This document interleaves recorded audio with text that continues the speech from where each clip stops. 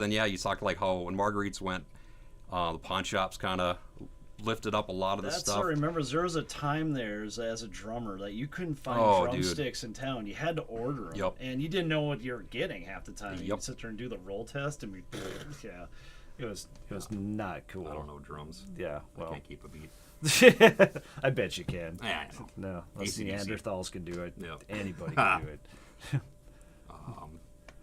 No, so that's cool to have that happen. Is that I know they talked about Guitar Center was coming in for years and years and years. It was always the rumor for decades. Yeah, and now it's here. You guys are here, and then you got Drummer's Journey out there, which is a candy store for drummers. Oh my God, they sucked me in for this snare drum that M&F and Nick in the next room talks about my golden drum because I shouldn't have spent that much money on the one.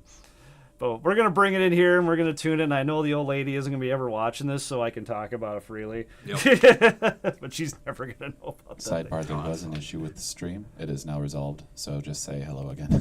Well, hello! Well, we're back again. Are we back again? We're back for good this time. I forgot to hit a button on YouTube. Oh, we're talking about my funky Slingerland drum, number 38 of 50. Yeah. It's a family heirloom now. Yeah. Yeah, it just came into the family, but it's gonna stay. It's gonna stay. you gotta find something. You gotta find. I have a lot of that I don't sell my own personal gear. That's one rule I made for myself. I said that years ago, and then until I had to sell off a couple of my marimbas, and I was like, "Do you want the house or you want something to play on?" It's like, well, okay, yeah. It was dark times. Yeah. I still miss them, even though I don't know what the heck I'd do with them. If you even know what a marimba is. Okay. Things are fun to have. I've regretfully sold a lot of stuff back in the day that I wish I could get back. A couple things I know where they're at, but they've been played and beat up, and it's not my DNA anymore. So they're gone in the wind. Oh. But what do you do? Find new stuff. It's instruments, yeah. They become parts of the family. They just gotta stay there. Yep. At least I think so. No, so when you got this whole thing going, it's like, how hard was it for you to actually like continue or to make it happen? Was that? So we started talking about getting it going, Paul and I, when we were still working on Marguerite's. Okay, yeah, that's when where it we kind of saw the writing on the wall, and by that time I was kind of doing a lot of the ordering for the guitar side. Paul obviously in the repair department in the shop. I mean, if you know, he does best setups, best guitar work in hundreds and hundreds of miles away. So he knows what he's doing. So he's always had clients. Always had people bringing stuff in. Gear needs to be fixed, basic maintenance. So a combination of that, and then the guitar sales, and then also the industry made it so like independent stores could function. Like there used to be Musician Friend catalog, Guitar Center would get. I'm sure they're getting massive deals and first choices on stuff when you order. Yeah, just by bulk order. By bulk, sure. But how margins changed. Like if you want to get nitty gritty, like Marguerite's margins, they were doing really well because there was no online competition, there wasn't catalogs. So figured that out what quick, I mean? Yeah, after the Stuff catalogs like that. came out, just like whoa. Now everything is the same price for new, for the most part. It's what they're advertising it for. And then we're a retailer, so we buy from them. We make a dime, and they make it so you can actually function and be a profitable business. Nowadays, I'd say it's hard to do what Marguerite's did: drums, PA, keyboards, the whole shebang. Everything under one house. My whole thing is that I was watching Joe Rudd, and I'm trying to remember the store that he had put together there for a couple of years. He was on the podcast too, like a month ago or so. Yeah. Sorry, Joe. I'll remember it soon, or sooner or later. But I used to go out there and just look, because he had like, I don't know, I won't say the creme of the creme, but he really likes those stuff. Exotic stuff. Yep. Yeah. So I know he still goes down to the cities and stuff and just buys things. And I play with him at the church band, so that's where I get to see some of them, if not all of them or whatever. But Joe's a great guy.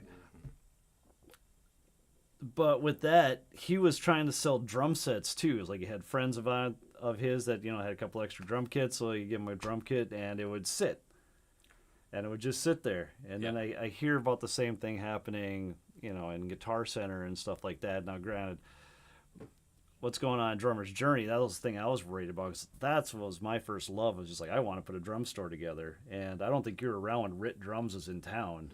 That was before your time. It was like late 80s. And they were just in this, like, it was probably about as big as this, maybe a little bit bigger. And that's where I had a Rogers drum kit, and I traded it to him. His name was Brad. I can't remember his last name. For $50, script Brad Rogers kit from the mid-60s with the matching snare for this pearl, starter kit, but it was shiny and everything else. new. The friends had like the Yamahas that are yellow and crap, and there's me. I just wanted something that didn't have miles put upon it. Maybe that's the best way of putting it. It's like I want something new and shiny because obviously that had to be better. That's true. How many guys traded in awesome Marshalls, old tube amps for PV Renowns? See, that's where you would see PV tube fexes. Now it's all backwards, so people want, well, they don't want to carry them, but people want old 800s. They want old tube amps. And the digital game has exploded. So PV tube fex or a Rockmaster, those are all pseudo obsolete. It's fun. ADA MP1 preamps, old preamp stuff from the 80s and 90s.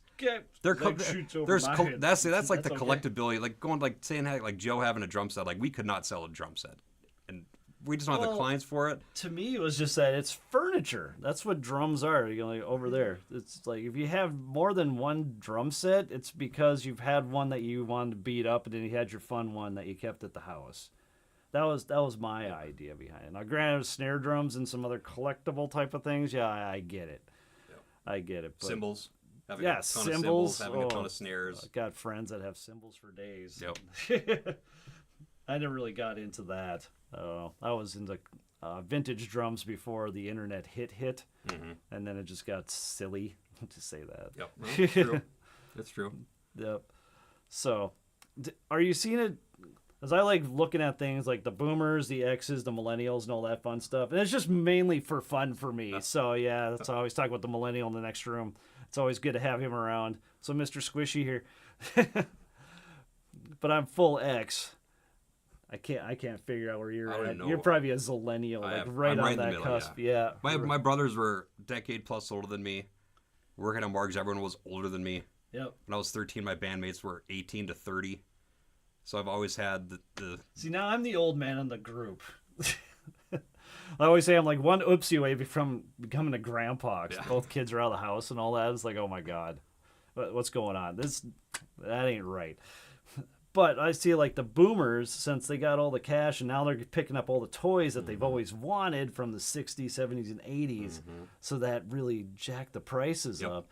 Is that what you're seeing? Is that still a thing? It's still a thing. COVID obviously made things go up in price, just new and in the used stuff, especially really. Vintage. So demand went up for all that. No one was doing anything. Just because of supply got shorter. Well, supply got shorter, so there was like we better get stuff while it's here. Okay. People had a little bit more money. Things were a little bit better. Okay. And they weren't doing vacations because they couldn't. They weren't doing stuff, so they were like, well, let's buy some gear.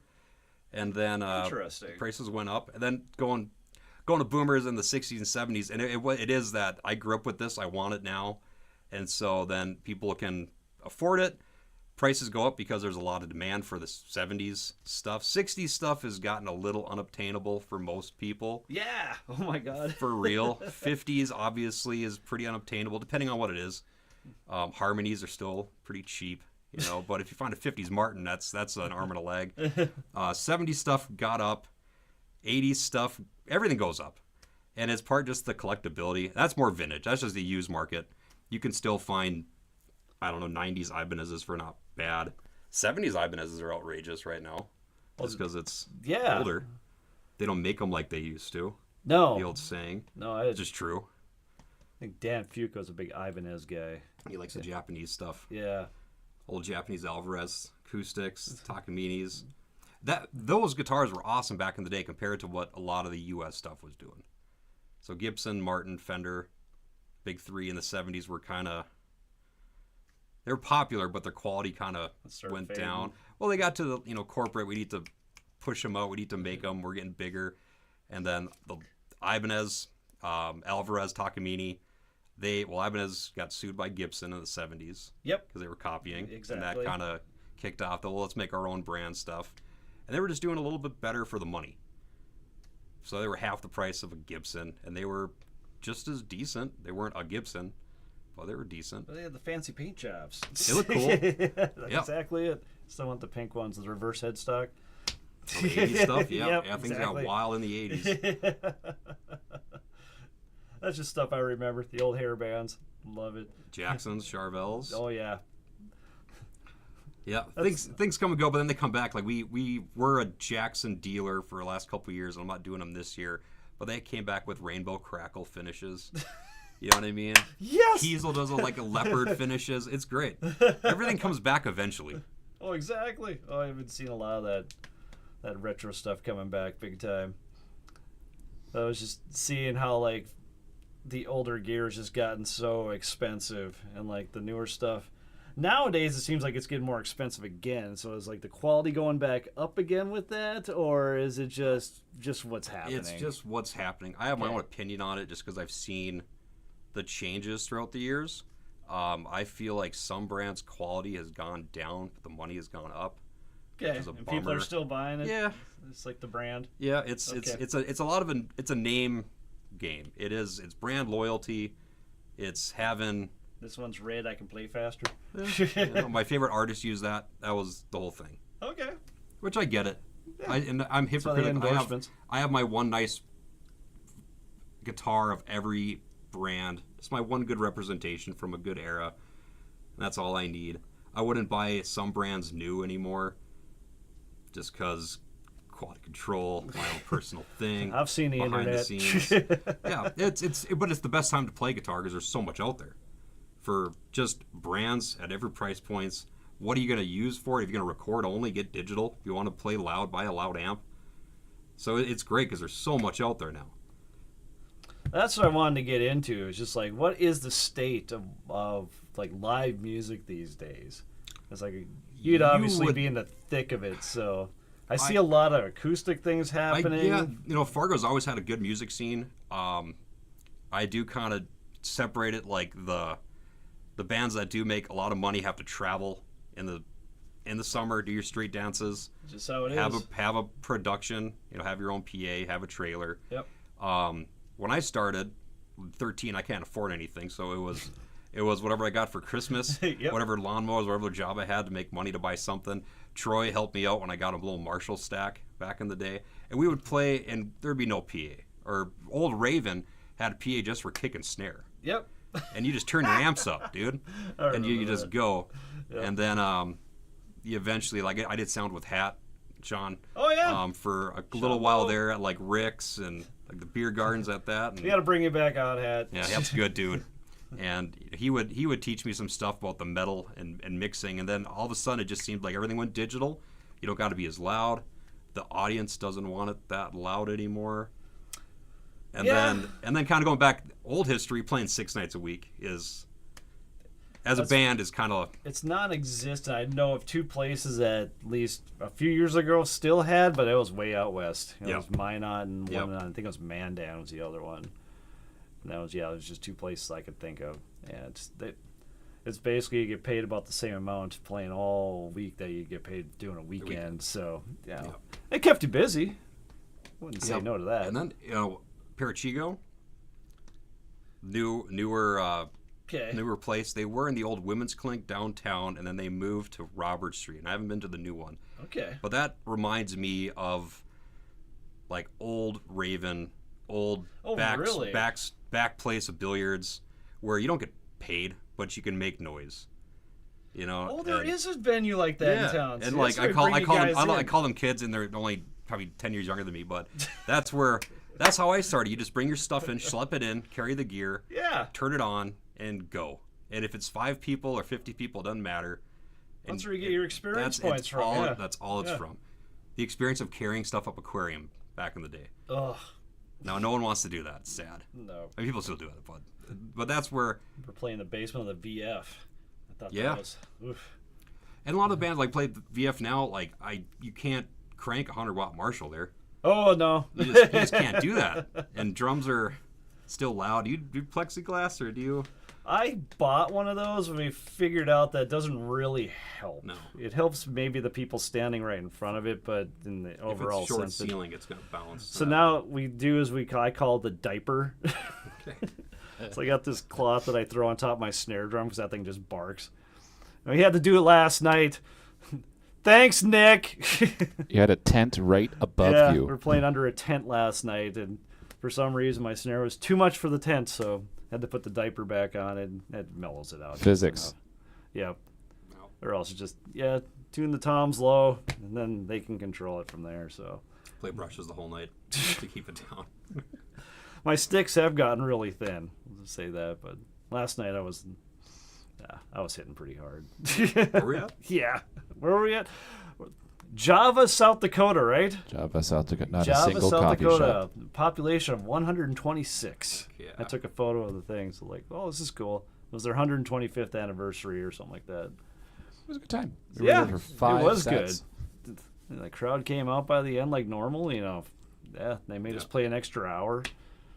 A little extra Well, cash they for paid it. us. They didn't Yep. make us do So anything. they liked us enough to keep us around, so that was good. All right, I got a little game. A game? Yeah. Well, we have no because screen. I know. So it's going to be a verbal game. Verbal game. And it's actually because Brett is a big guitar nerd, and The voice of God. Wade knows nothing about guitars. I know enough to be dangerous. They're made out of wood, most Yeah. of them. I'm going to name some terms, and I want Wade to try to tell me what they mean. Can I make it up? If you don't know it, yeah. All right. And then I'm in. And then Brett is going to tell us what they actually are. Oh, there we go. It's going to be more idealistic than anything. So, Wade, Yes. how does a pickup work on an electric guitar? How does a pickup work? Well, that is a string going on top of a coil of wires around a magnet. So, how does that induction work from there? To me, that's Well, I don't even know that. magical That's pixie the stuff. magic Yeah. stuff. Electromagnetism. I'm going to say That's pretty much it. I'm going to say you're correct. Yeah. Yeah. Okay, I know that much. Question 2: what is break angle? Break angle. That's how hard you can hit it before it breaks. Or what angle you can hit it at? No. No. Or it has to do something with the nut. Mhm.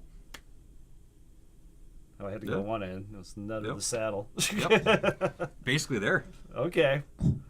Brett, what is break So angle? Yeah. break angle, the scale length, your string length that is playable from the nut to the saddle. Oh, So that's Okay. a straight line, but coming off those points, you have angles yeah. going down, little fulcrums, so you actually have the tension on there.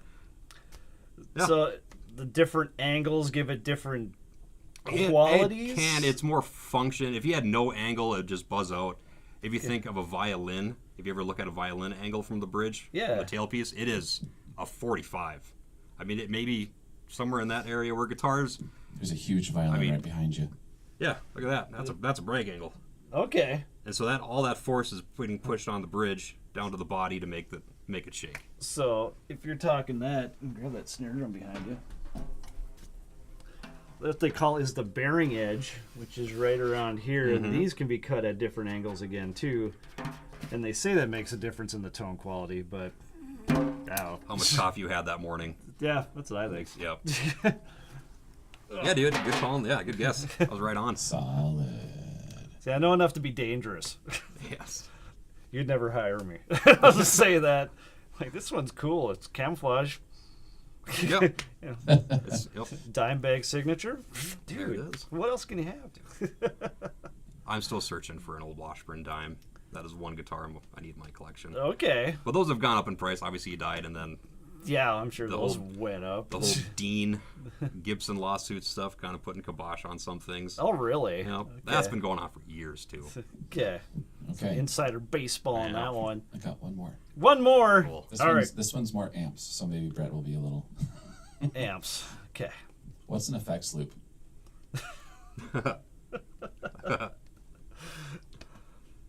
Well, you plug your pedal in, and then you plug it into the loop, and there's a loop. Is it in front or behind on your amp? I remember seeing the words in the back. It's in the back. Okay. Heck yeah. So There's more stuff in the back. So. There's some extra stuff. You have an effects loop. You have a preamp section. Yep. And a power amp section. Okay. So preamp makes the tone necessarily, and the power gives it the volume. Understood. You can plug your effects right into the front of your amp, in front. Okay. And that'll, like a tube screamer.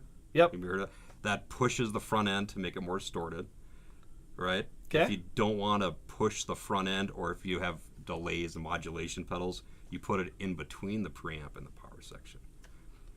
So it goes after the preamp.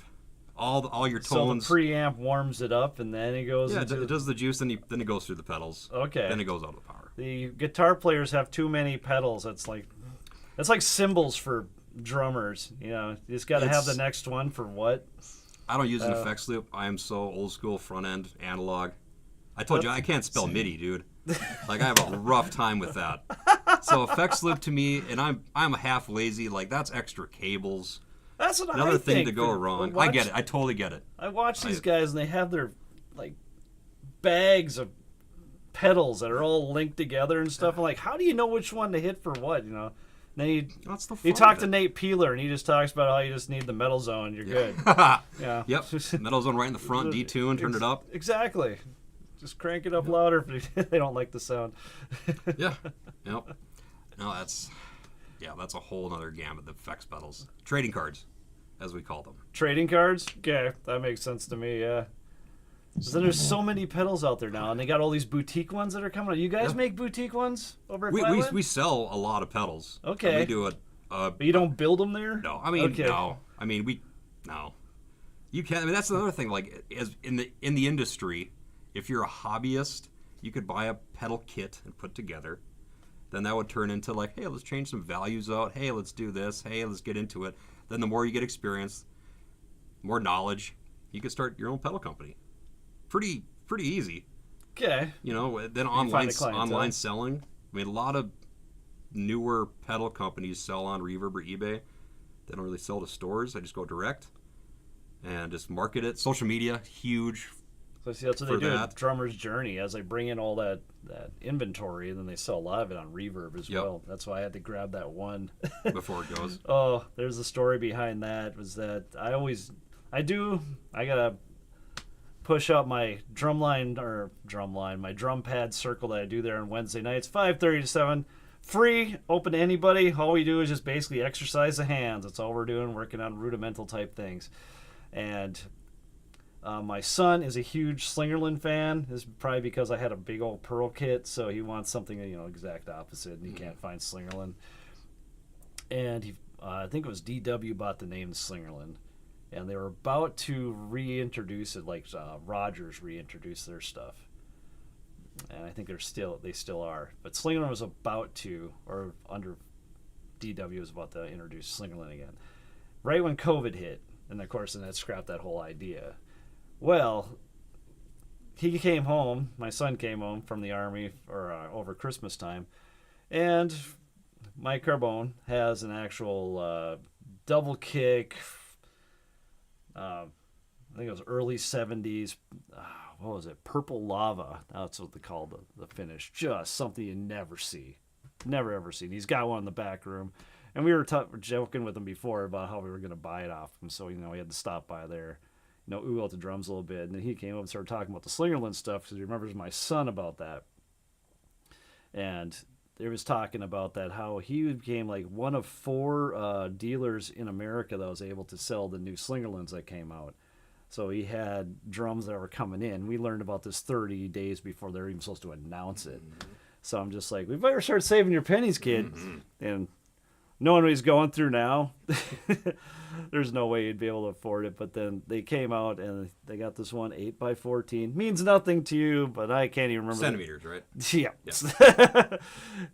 And it's blue. I can't remember the actual name they call it, but Radio King. It's gold. Yeah. To the voice of God over there, it's gold. We're going to bring it in the studio, and we're just going to make recordings of it, so we have samples of it, and then it's going back in its case. It comes with its own custom case with all the fun stuff on there. And well, I'm getting ahead of myself. So those came in, and they were explaining to me how like they only made 50 of each type, like paint and whatever else. And I was just like, oh my god! And there's like the first ones right here, and then the one I was looking at, sold sign came on it within a month, because they're a little bit of money, so it wasn't something I was going to jump on. But then I kept oogling at the thing on the way out every Wednesday night, so I'd be sitting there talking with them about the drum and everything else, and I was just like, okay, well, they were saying that there's a possibility that the person that did put the down payment on might have to back out, and if they did, would I be interested? And I was just like, of course, I'd buy it that day. I'm not going to let that thing sit there anymore, just because I just saw it going away. And then what does he do last Monday? Hey, the guy backed out. Yep, balls in your court. Oh, yep. Dude, we say that you snooze, you lose, man. So there's gear all the time. I had to go get it, and now I'm poor. I get it. But yeah, sitting in the basement, it's with all the rest of the drums, so no one else will know where it's at, except for me and certain people that know what to look for. Yeah. So I said I'm not worried about the old lady watching the video here, so I can talk freely about it. But that's where that came We into do have a effect. comment here. It says, "You bought what, Wade?" Just kidding. We can do fake receipts. I got my handwritten receipt book still. I left the receipt in there. I'm going to put a note down there because I'm not even telling the boy about it. Oh, I shouldn't say anything. He might actually... I doubt he'll watch it either. But, my whole thing was that if he actually gets married to someone that I approve of, then that'll be his wedding gift. That's my end game with it. Or else if I keel over before anything happens, there you go. Yep. Family heirloom. I know he'll never get rid of it. It's that thing. It's pretty. Oh, it's so pretty. And I'll show you and it's cool. pictures afterwards. Yeah, that's the whole. Well, that's new stuff like that. Limited runs, limited batches of stuff. Where I've done that. PRS came out with a John Mayer Silver Sky model and a cool finish, only 1,000 made, and I'm like, well, I guess that's coming home. So I took that, and it's sometimes it's a better investment than gold on some gear. It can be, and so that's part like what I do. I sell to the musicians in town. One thing I'll just say, we don't sell online. Flatland does not sell online. Really? You guys are able to hold up where you're at. We Everyone thank talks Fargo about more. you. We take the community. That's how Marguerite's was. It fed the community, and the community feeds you back. And granted, we get out, Montana, South Dakota. We get all over, a lot more Canadians since, before COVID. Yeah. And then everything going on in Canada and yada yada. But yeah, we just feed our community. That's what we like. I like dealing with people in person. So that is the musicians in town, starters, kids, and people that are retired and like, I always wanted to do it. And then the collectors who don't play them, but they have them, They gotta put 'em on the which is wall. cool. And I could live vicariously through them when they buy expensive stuff. And I'm like, that'd be cool. I know where it went. Give me a call if you are going to sell it. And so yeah, we get to see a lot of that collectible stuff. I guess our price range, we have $150 guitars up to, we've sold $10,000+ stuff. Our PRS stuff is like $5,500 new. Tailors are expensive. Oh, of course. But they don't have to be. They have a nice guitar.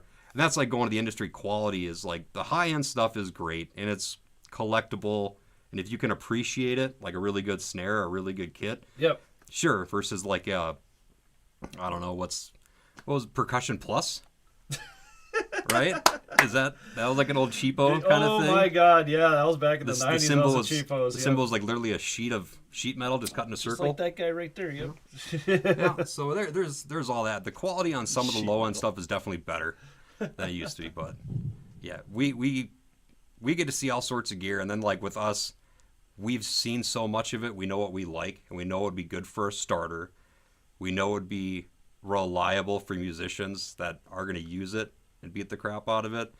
And then I nerd out about old vintage and random stuff. So someone comes in looking for a, I don't know, name us something like an old 70s Guild acoustic. That's awesome. So I'll take those in. I'll try to sell them. I'll try to buy them. Then it's like someone brings, wants a newer Guild or a newer something. We just not talk people out, but there's other things, especially Something a little more their speed. yeah, especially just for money. Like, I'm so cheap. That's the only thing I spend my money on is guitar stuff. Like, house stuff. house stuff needs to get done. Life, you got to pay your insurance, pay your taxes, I guess, and guitar stuff. But I'm pretty cheap, and there are some guitars that I'm like, that is outside of the market now. But that's a beautiful thing. So you're seeing that puts you right into the heart of like what's going on, these music wise, in town. So you're not seeing much of a dip there at all. Is it growing? Yeah. Or is it just holding? Dude, I'd say has constantly been growing in town. Okay. I think constantly been growing. I think so. I mean, when I like Marguerite's going back. Yeah. That sea of guitars, Yep. the old Jamestown store. I think collectively, Guitar Center and us have had way more guitars than they ever had.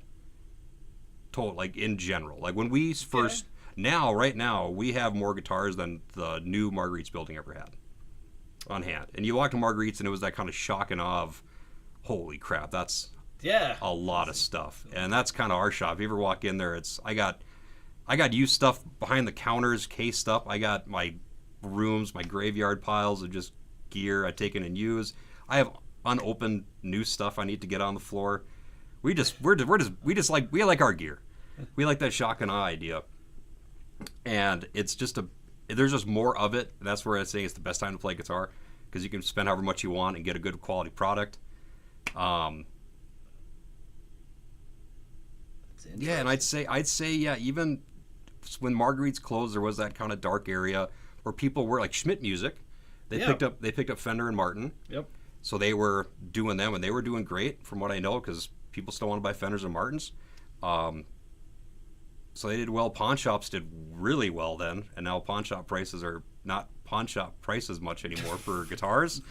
Musical instruments, I don't know what it is like for drum stuff, but pawn shop prices are my used prices, even though one thing with our shop, side note, we set everything up. We don't sell stuff that doesn't work. This is our philosophy on how we do guitar stuff. That makes sense. You're just trying to get them so they have success, then they want to come back. That makes sense. And that's us being picky on some brands for the money. Yeah. That's just our own thing. But I feel like since there is more guitars, there's more resources, especially online, people are still buying guitars. People still want to play. Rock and roll ain't dead.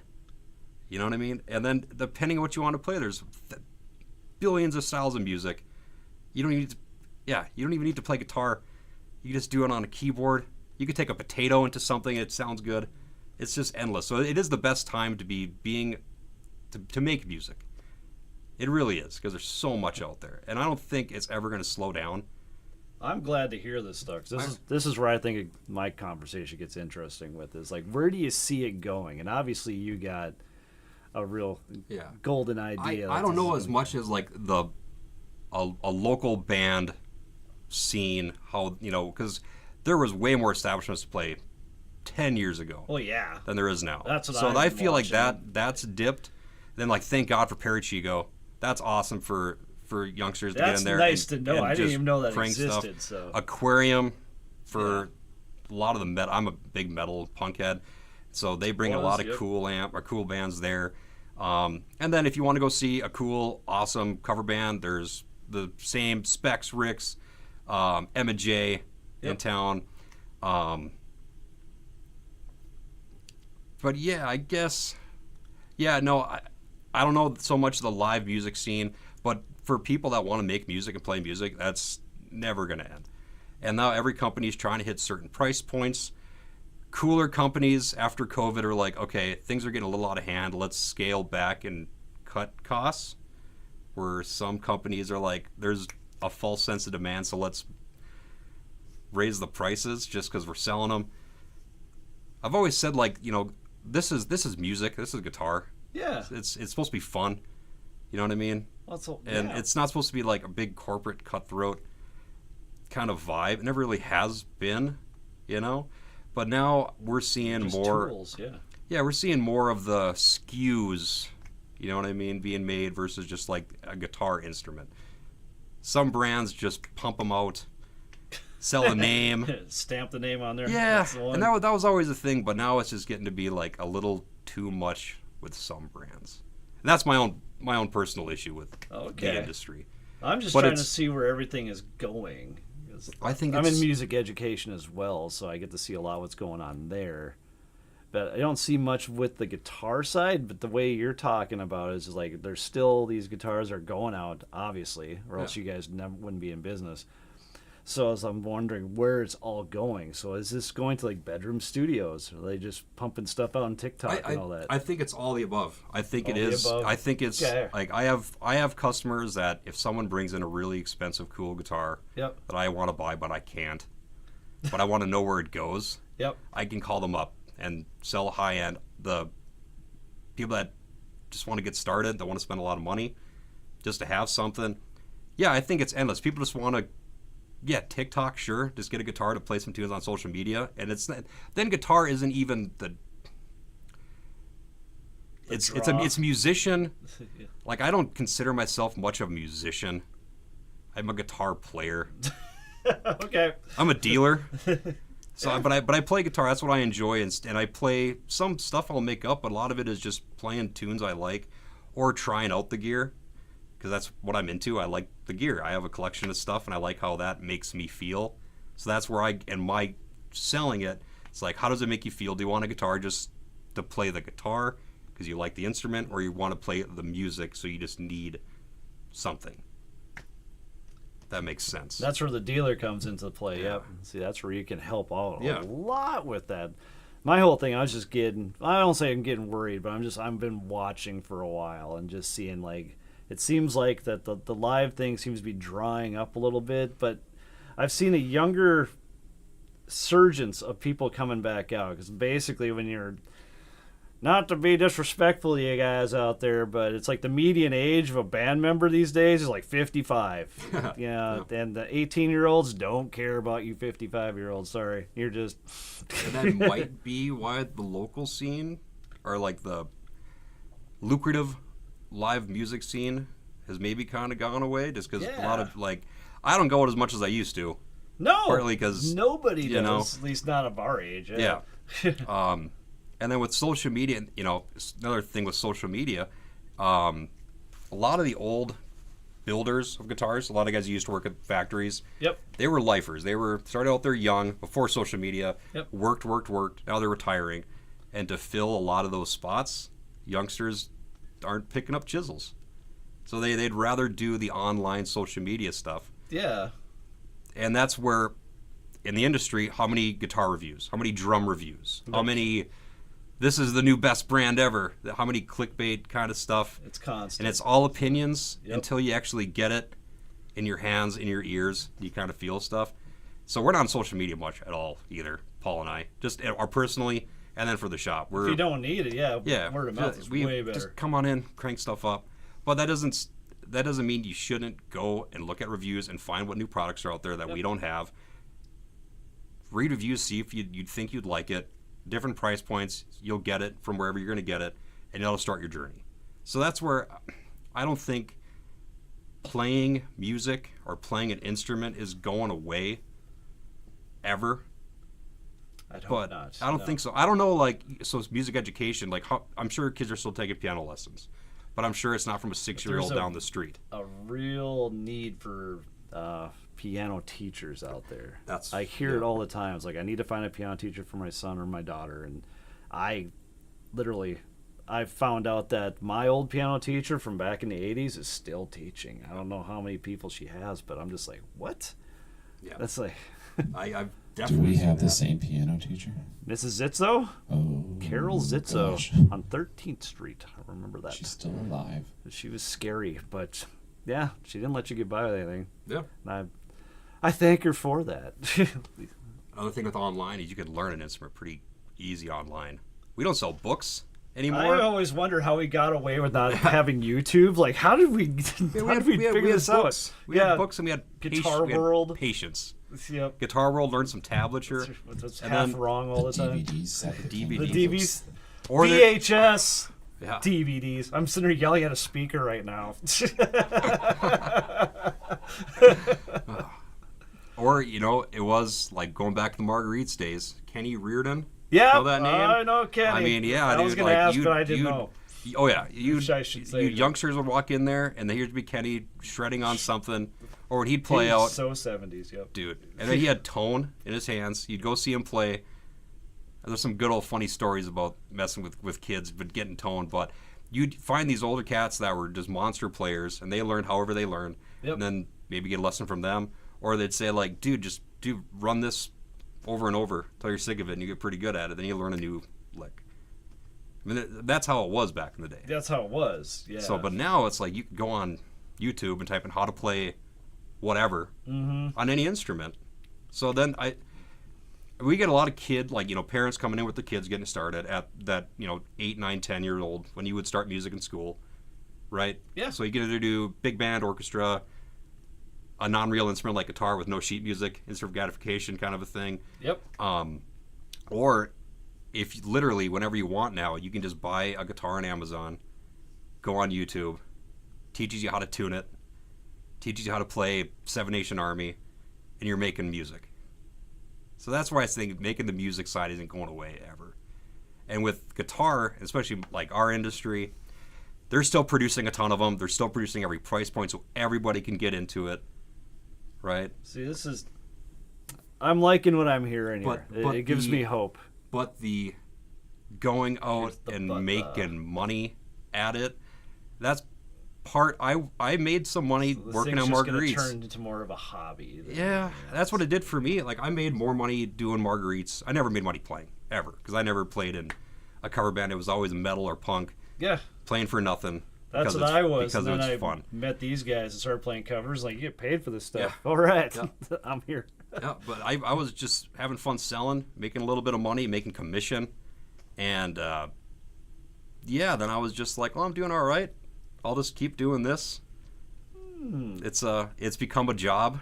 Okay. And that's where, dude, God bless all the, like, Bitzer bands that have the production and go out there and travel and set up and tear down and get home at 4 a.m. Dude, that is like perform, yeah. That's kind of a dying breed, kind of. That's what I'm seeing. That's where the live stuff. But I don't know. You could also just set up. You could just set up here and just live stream it, or just make videos and just put that up there. And you could get the lucky where people are just going to watch. You'll have more people watching you at your home live streaming than you have the possibility now with it. Exactly. But here's the thing that I always go with is just like, what leads you along? What makes you want to do? Like, you brought in Seven Nation Army. How old is that tune now? Oh, dude, people still play Smoke on the Water. How old is that tune? Exactly. So, but that's what. Well, if you start Mel Bay Method 1 is Ode to Joy. Yeah. And if you start piano, that's a one-hand melody. You do have a point there, but it's just to me, it's just like, where's all the new stuff? Because, again, going back to the Gen X thing, we didn't play the boomer stuff. No, we didn't do anything like that. When I'm up at the International Music Camp 10 years ago, maybe it wasn't even that long ago, doing their rock band week or whatever else, everyone came in, they wanted to play Nirvana, they wanted to play, all that grunge / hair metal stuff that we played in high school. Yeah. And I'm just like, where's your music?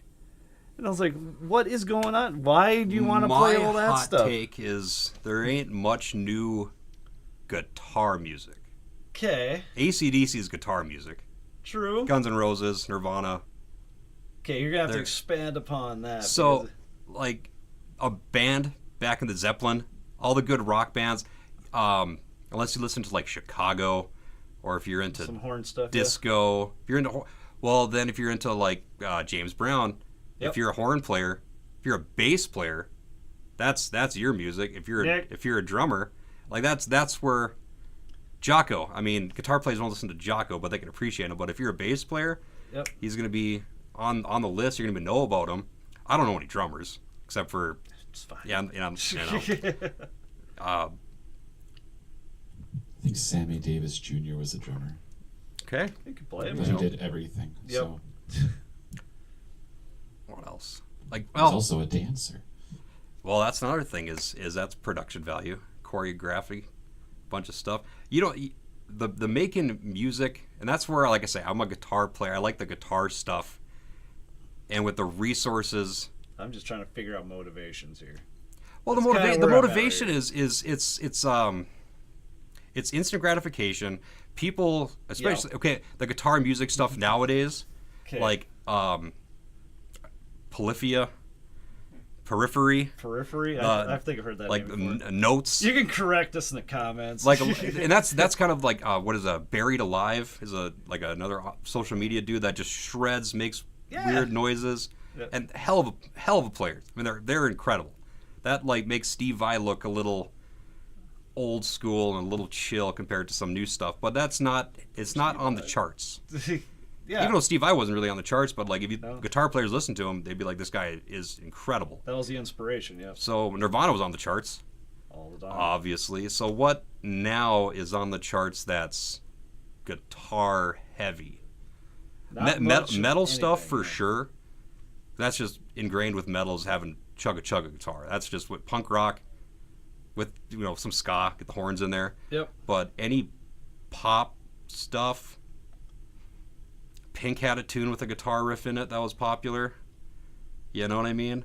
Country stuff, some riffs, but then it's to me. I see where you're going with this. Yeah, so that like, makes sense. if you're gonna learn a piano part, you're gonna learn like some standards, like jazz standards, because they're there for a reason. Okay. Seven Nation Army, Smoke on the Water, Another Teen Spirit, Crazy Train riff. Those are like guitar standards. Yes. To me, unless you're doing it like old school big band, Chet Atkins, where then you should start with Mel Bay 1 and learn the keys and like play it as a real instrument with sheet music and everything. Yes. Be proper. But you're seeing it more as like kind of the MIDI thing or hip hop. So it's a lot more production. There's involved. a lot more, and there's a lot more. You could just have one piece of gear. Yep. A chord K oscillator, or I don't know I can't spell MIDI, but there's going to be something that you can make a beat, you know what I mean, and then you can finagle it to produce whatever you want. I've seen pictures of people like tapping a toothpaste bottle into a mic and doing whatever they do and making a tune.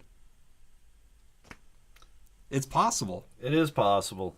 So I've talked about this multiple times already, but it's just like they were talking about how many songs that were published. Now, published.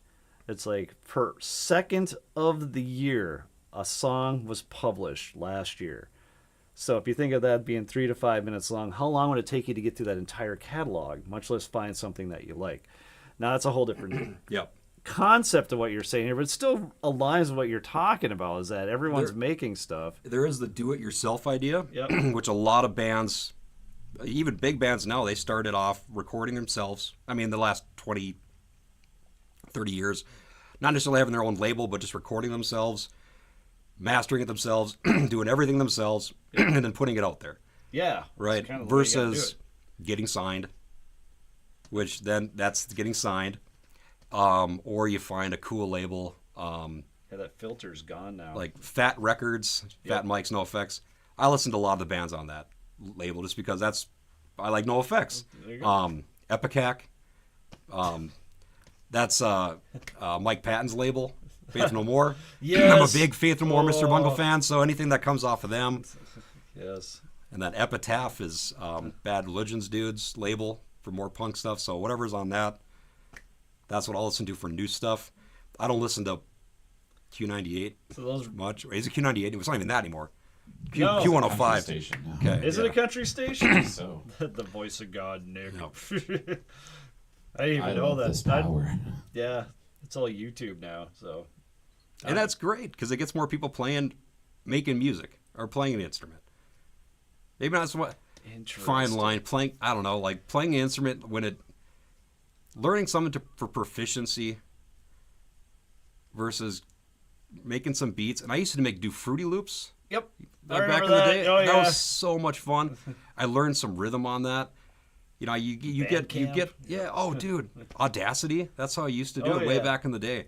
So there was always a do-it-yourself thing, but then you still have to figure out how to get your guitar in there. You figured out how to mic a kit. You know what I mean? Yeah. On a 4-track Tascam Porta Studio. Now it's expands so much. You could buy just a couple units, get a good computer, and then you're off. And then if you need help, go on YouTube. How do you set this up? So you're seeing this more as the self-gratification Yes. type of, I'm in my bedroom and can do things. So I'm going to throw this past you, AI. Are we going to eat the bugs? Dude. I just had to talk about this the other day. So Oh, good. It's fresh. on the digital side of guitar, Kemper's Line 6, old school name. We were talking about this last night. fractals and stuff. Instead of bringing an amp out to play, especially live, you can bring a digital piece that sounds pretty damn good. And if you have a good PA and you can run sound, the audience doesn't care.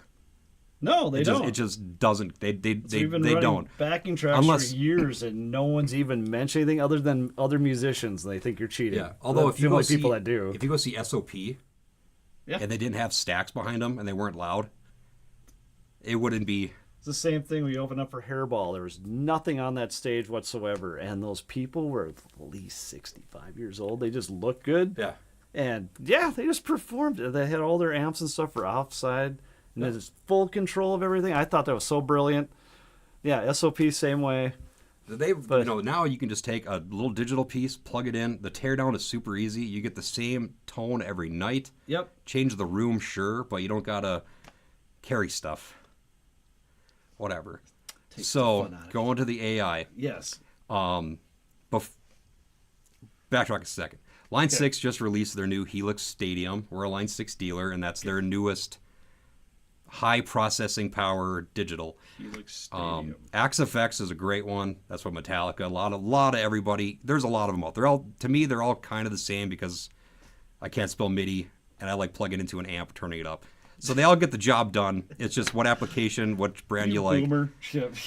So one thing I remember when Axe FX came out on their floorboard, customer bought one, brought a laptop in with it, and I was already like, I'm out. I'm not bringing a laptop for the guitar rig. I get it.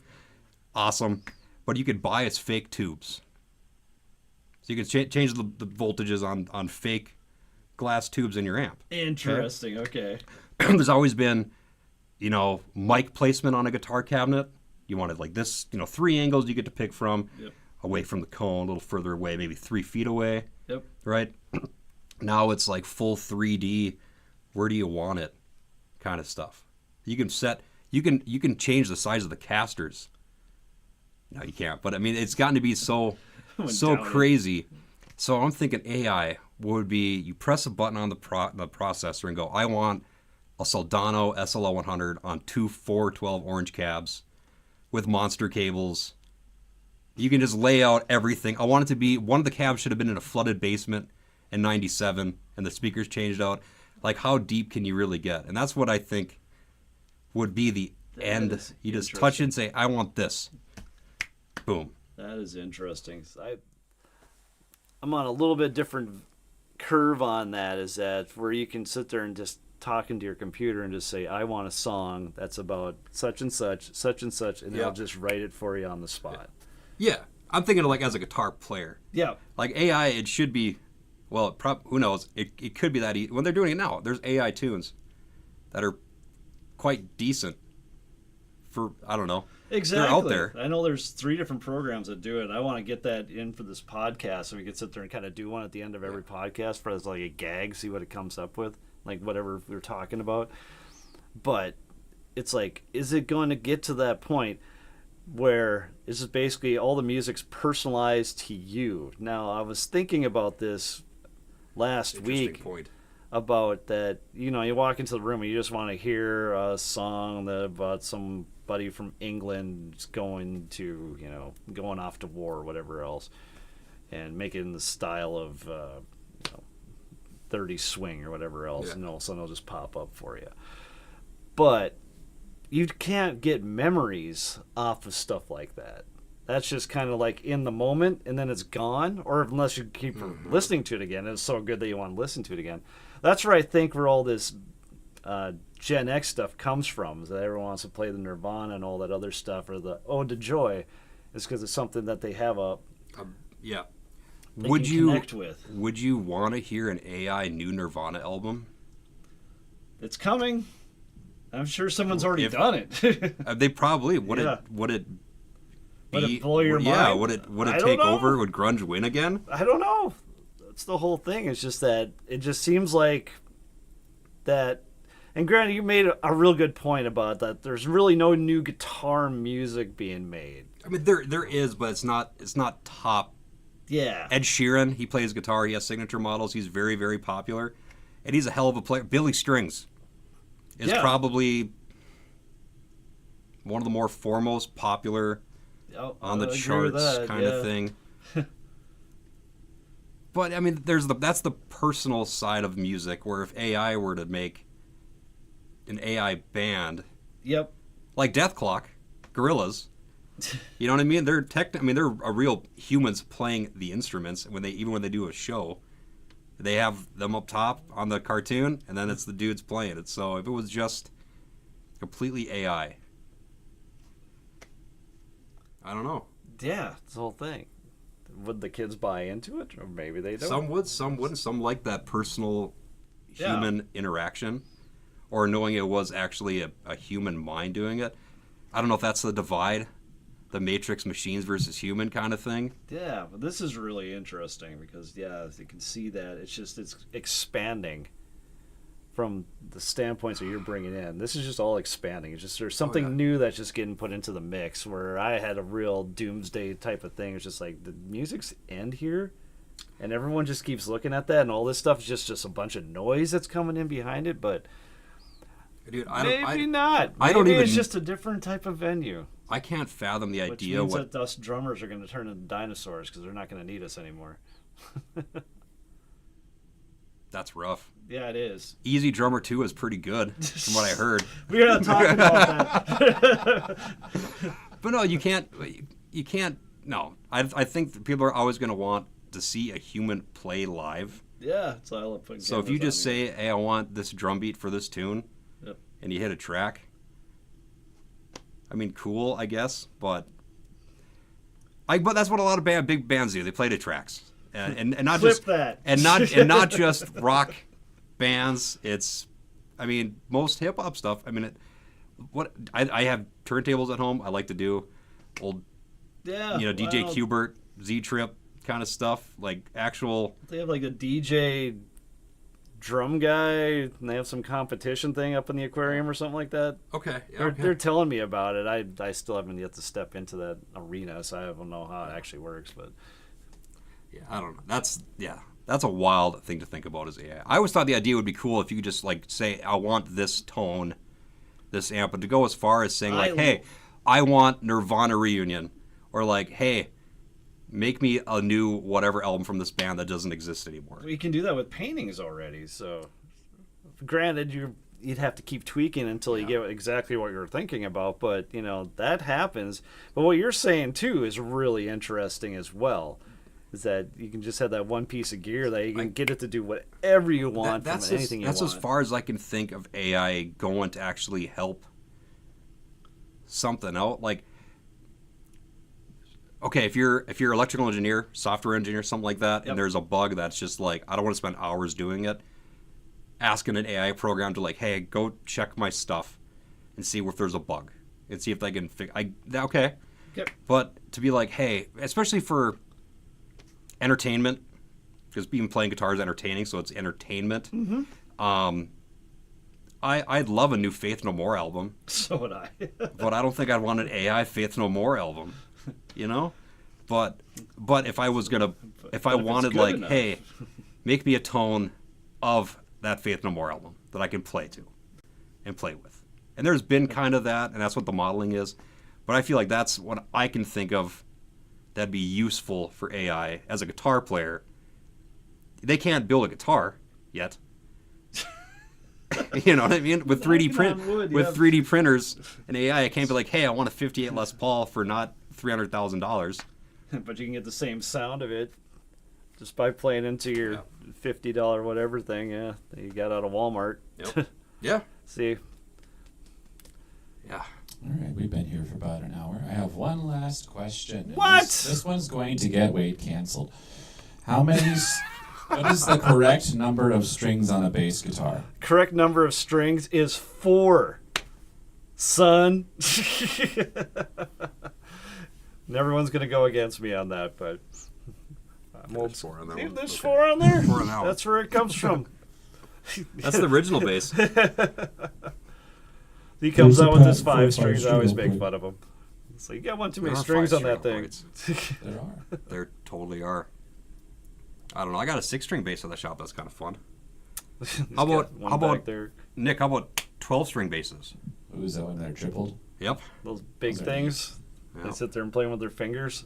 Oh, the stick bass stuff. Whatever that is. I That's see them on wild. YouTube, yeah. And I'm just like, why? No, That's A, all I I'm can't asking. do that. I'm telling you. That's nuts. That's a whole nother. It's like pedal steel.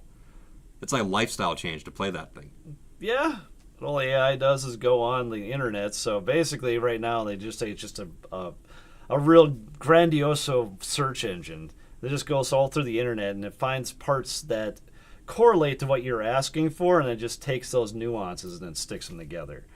So it's getting better every day. That's the scary part about it. That's my whole thing, is that is it going to turn into something that's so personal to you that you just walk into the room and you just say what you want to hear and then something just happens? Or is it something like what you're saying, we're just basically like, hey, It's a tool. yeah. And that's where this whole discussion started, because I was talking about that. I was like, are we going to end up eating the bugs? Are we going to get stuck in that room and then we're all AI is just going to feed us whatever we want? Not your protein source? But then that was the idea, was that it's just a tool. Why don't you start using it? Why don't you start figuring out ways to incorporate into what you're doing? And what you've been talking about is really, it's inspiring to me. Yeah, it makes me want to Well- think a little bit more about the expandability of it, not the I try how to it's be going to crush optimistic. everything. I don't want the I'm Matrix glad to you're on happen. that. You know, but I don't know. Like I said, I'm not a digital person. I don't even own a computer at home straight away. Really? No, dude. Oh, dude. I see that. You different. know, I have an iPhone. I'm with If jobs that counts, all but- day long. No, I don't. I see where it's going in the digital stuff, but nothing beats plugging into a real amp and turning it up. Nothing beats Analog. jamming with people when you're learning. I mean, that's the thing. You talk about learning by yourself. Go on YouTube, figure it out. But until you sit with somebody, That's that endorphin drip. Yep. yep, That you just can't get by telling human the computer. interaction. Yep. Exactly. That's not going anywhere. We're gonna end on that. Human interaction's not going anywhere. Love that. Clip that one too, there, Nick. All right. So where can we find you at? We gotta cut this thing off. I'm at Flatland Guitar Flatland Guitar. Monday through Saturday, 10 to 6 during the Married to week. the job. Yeah, pretty much. I'm either there or I'm at home with the dog and the cat and the lady and There you go. hang with folks. And then every once in a blue moon, I'll try to go out and try not to drink too much. And It's your God-given right. You Yeah. gotta do it every once in a while. Let off some steam. yeah, That's what we're gonna call it. Cool. And then you can find us all on the Ticky Tacks up into the Instagrams and Facebook on either Pirate on Cassette Band or on the Plank Podcast. So either or, find us there. Like, subscribe, all that happy fun stuff, because you have to say that. And we need more subscribers on this channel, because I know we just got started. This is technically 10, but it's kind of like 9-ish since the last one didn't quite pan out as much. But we're bringing them back at the end of July. We're having Scott back on, so we'll be on pretty much every Sunday from here on till eternity. At least I hope so, as long as Nick loves having us around and all the other fun stuff. So, got to remember, if your guitarist or drummer has more charisma than your front man, band may be in trouble. Yeah. That's why my band's doing just fine. So, until next time.